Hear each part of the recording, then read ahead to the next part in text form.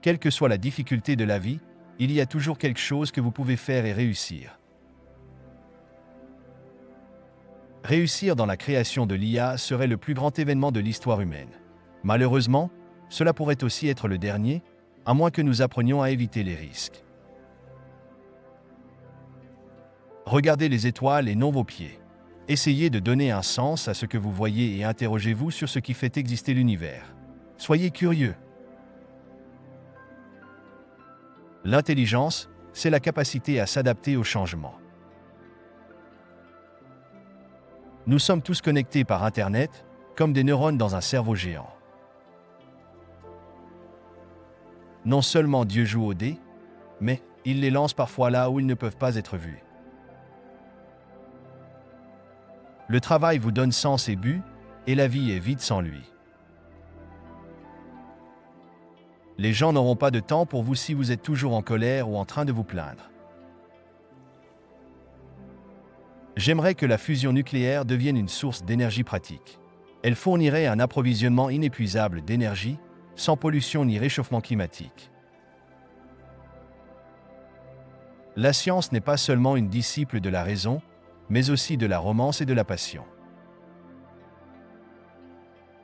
Je crois que la vie extraterrestre est assez courante dans l'univers, bien que la vie intelligente le soit moins.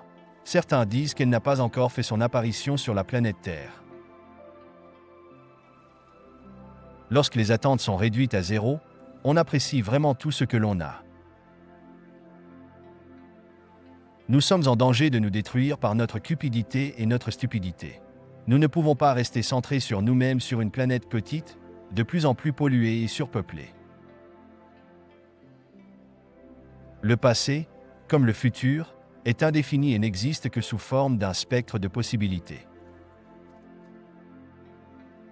Les personnes qui se vantent de leur QI sont des perdants. On m'a dit que chaque équation incluse dans le livre diviserait les ventes par 2.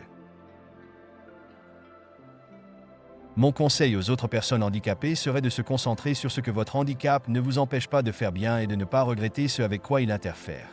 Ne soyez pas handicapés en esprit aussi bien que physiquement. J'ai remarqué que même les personnes qui prétendent que tout est prédestiné et que nous ne pouvons rien y changer regardent avant de traverser la route. Si vous comprenez l'univers, vous le contrôlez d'une certaine manière.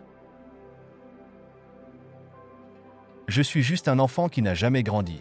Je continue à poser ces questions de comment et pourquoi. De temps en temps, je trouve une réponse. Les voyages dans le temps étaient autrefois considérés comme de la pure science-fiction, mais la théorie générale de la relativité d'Einstein permet la possibilité que nous pourrions déformer l'espace-temps au point que vous pourriez partir dans une fusée et revenir avant même de vous être lancé. Les scientifiques sont devenus les porteurs de la torche de la découverte dans notre quête de connaissances. Je crois que l'univers est régi par les lois de la science. Ces lois ont peut-être été décrétées par Dieu, mais Dieu n'intervient pas pour les enfreindre. Nous sommes tous différents.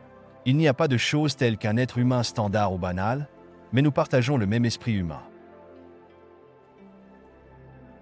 La vie serait tragique si elle n'était pas drôle. Je ne pense pas que la race humaine survivra aux 1000 prochaines années, à moins que nous ne nous étendions dans l'espace.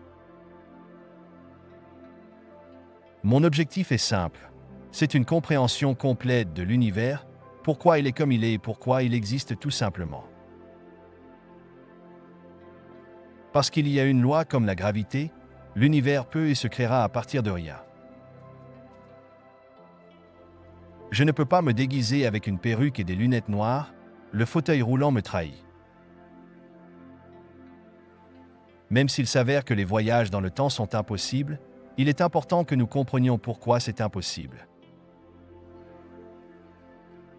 J'ai une vie pleine et satisfaisante.